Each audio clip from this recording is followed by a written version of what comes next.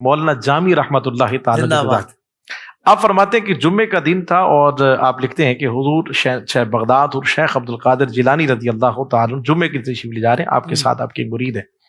وہ کہتے ہیں جب آپ تشریف لے جا رہے تھے تو پورے راستے میں کسی نے بھی حضور شہنشاہ بغداد حضور شیخ عبد القادر جیلانی رضی اللہ عنہ سے ملاقات نہیں کی۔ میرے دل میں بات آئی کہ جب آپ گزرتے ہیں تو اتنا رش ہوتا ہے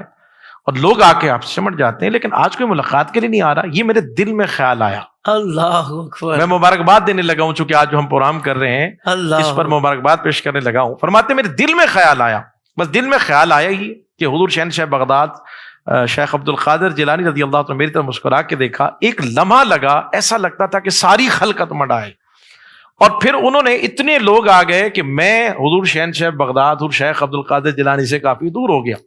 آہستہ آہستہ جب وہ رش کم ہوا اور میں قریب آیا تو میرے دل میں خیال ہے پہلے ہی اچھا تھا، ایک دم سارے لوگ آ گئے تو حضور شہنشاہ بغداد، یہ بھی دل میں سوچا، کوئی اظہار نہیں کیا، کہتے حضور شہنشاہ بغداد حضور شیخ عبد القادر جیلانی رضی اللہ تعالیٰ مسکراتے ہوئے میری طرف دیکھا اور فرمانے لگے نہ اس بات میں راضی ہو نہ اس بات میں راضی ہو، لوگوں کے دل تو عبد القادر کی مٹھی میں رہتے ہیں،